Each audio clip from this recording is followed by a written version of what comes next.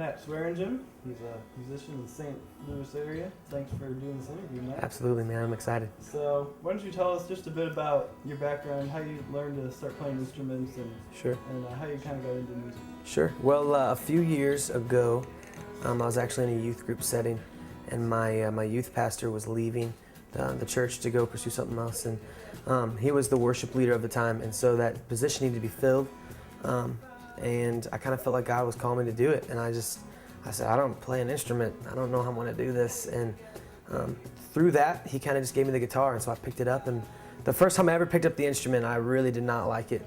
But it was through his grace that I learned how to play and began to lead and to write, and that's kind of how it ended up. So would you look at chord sheets, or somebody show you some chords? Yeah, no, I looked up how to play like a G chord, and then how to play a D chord, and then like an E minor, and then I would just learn how to transition the two, and 3 and 4 and 5, and then so on. And from there, I just learned. I looked at worship sheets and just kind of said, okay, let's learn this song, and just kind of picked it out, and that's how it went. So.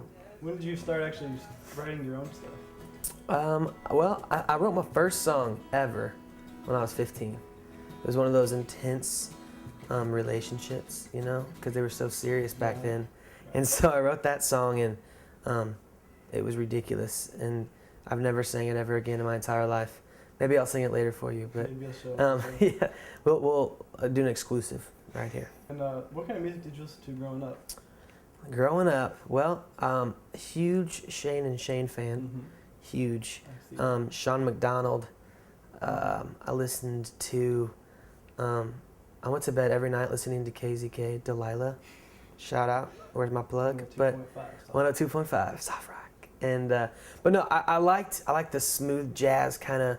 And then growing out of that stage, I listened to a lot of like jazz, blues stuff, and just a lot of different artists. Just on the radio, and then so I would say Shane and Shane was one of my favorites of all time. But more influences now, probably a little Dave Matthews, here and there, and some Jimmy Needham, and I mean John Mayer obviously is always a huge influence. Just the musicality. So I guess, was it maybe a few months ago, the Love song? The Love, yes, back last summer. A buddy of mine and I were in our dorm room, and we were just talking about relationships, and like kind of,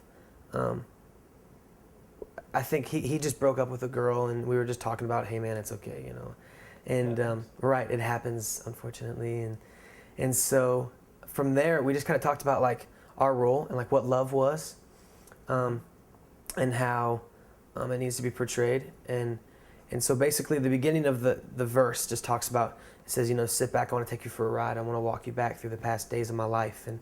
And just setting up the format of what I want to say. And then the chorus says, I want to know how to meet her. I want to know how to smile when I finally see her. And then the second verse is literally comes straight out of Scripture. And it says, love is patient and it is kind and it does not envy, it does not boast. And literally we wrote that song in about 10 minutes. And it was just cool. It was cool to see how it kind of formulated, and so from there we recorded it and released it on iTunes, and it was incredible just to see the response of just people who could relate to it, and it was really cool to see people take the second verse, specifically the straight Scripture, and put it as like their Facebook status, and say, I can't wait for a love like this, and you're just like, hello, you know what I mean? It's Scripture, and so. It was cool. Cool. Then what did you actually do as you recorded it? You've got kind of some track stuff going on. Yeah. And where did you go to record that? I went down to a buddy of mine. His name's Austin Kursavi down in Nashville. You know Austin. We recorded at his studio. He's got a home studio, and I just kind of said, here's what I want to do. Here's my kind of my vision behind the song, and how can we.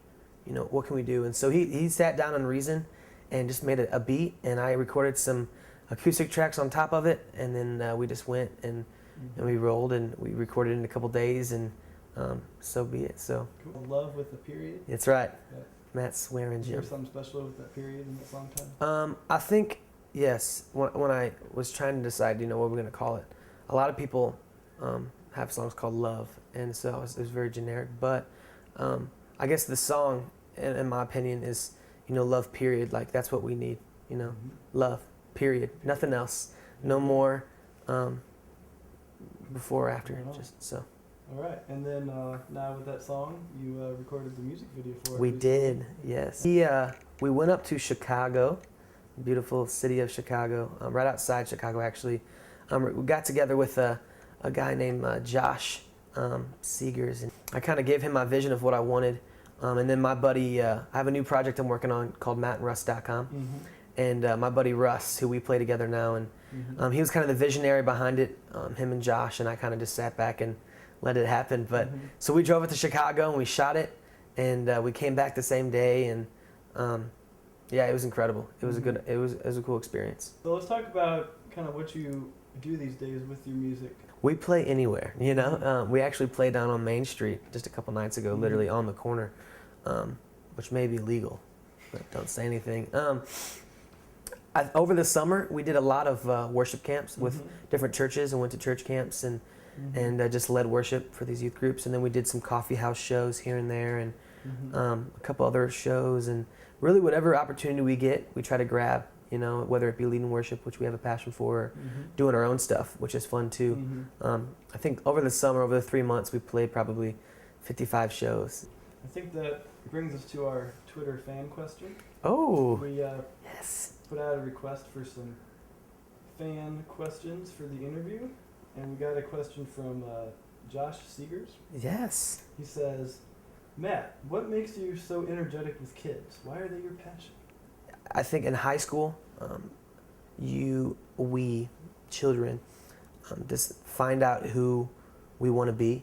There's cliques, and you have to decide, okay, I want to be a jock, or I want to be in the band, or I want to be this or that, and you just kind of pick. And then when you grow up and you get in college, and you find out who you really are and what your character entails. And so for me, my passion is to see men step up and be men of God.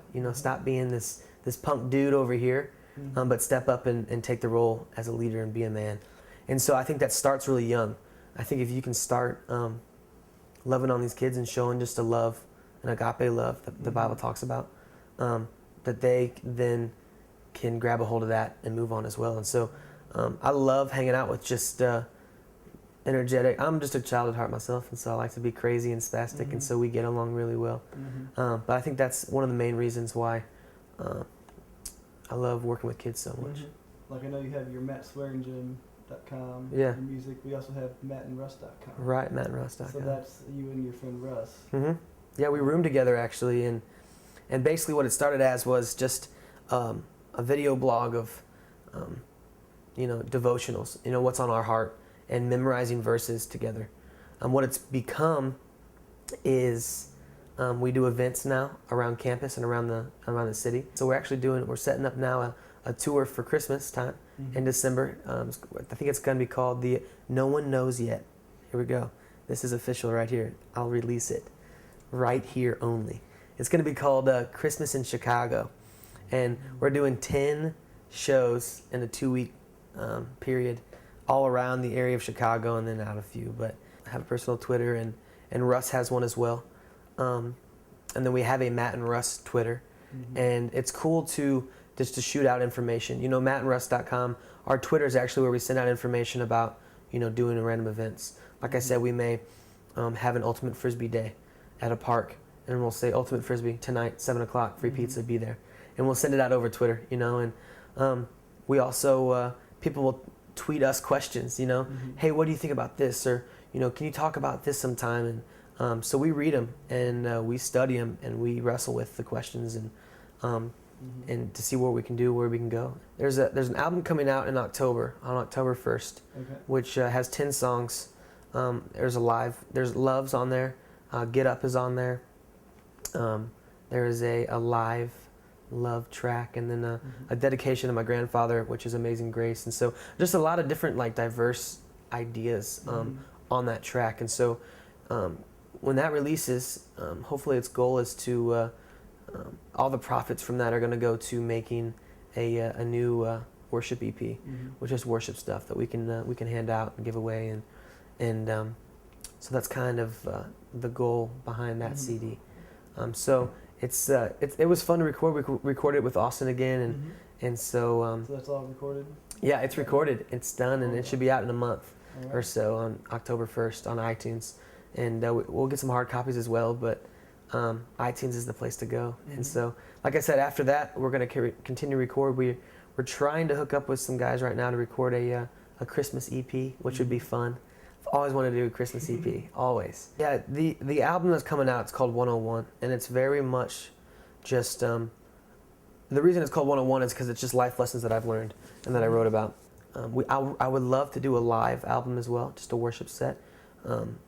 My passion is worship, you know, and I love to play and I love to write music and use that in other places like coffee shops, but you know, we just love to worship and to lead. So that's kind of where our heart is, and so that's kind of where we're headed next, I think, is just working on that and working with some guys down in Nashville that have experience in worship. So cool. What's your kind of ambitions? What you're feeling? Yeah, definitely. I think radio play is always nice because people hear you. So that's always good. Yeah, I would love to make this a career, this being music, whatever that looks like.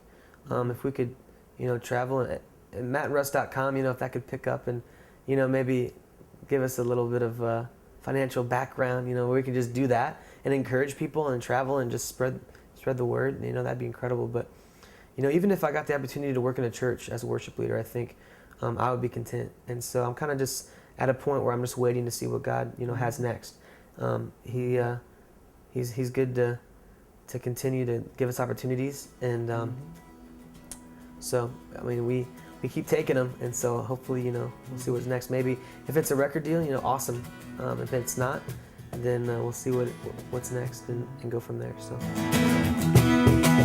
Walks out the door, see her standing there, see her eye to eye.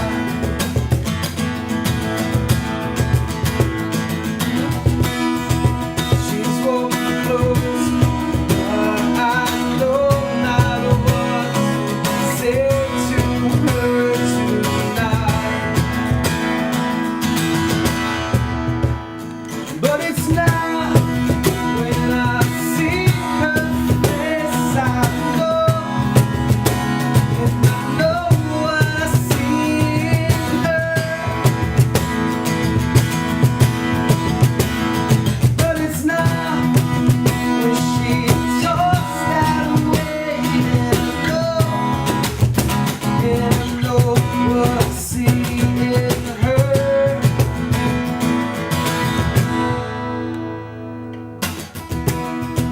Sitting across from her, staring into her eyes,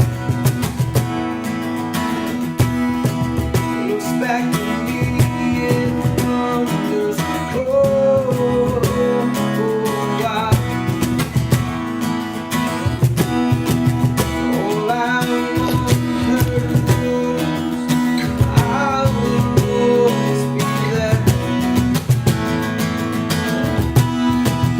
All I want her to know is how much I truly care. But it's now when I see her face, I know.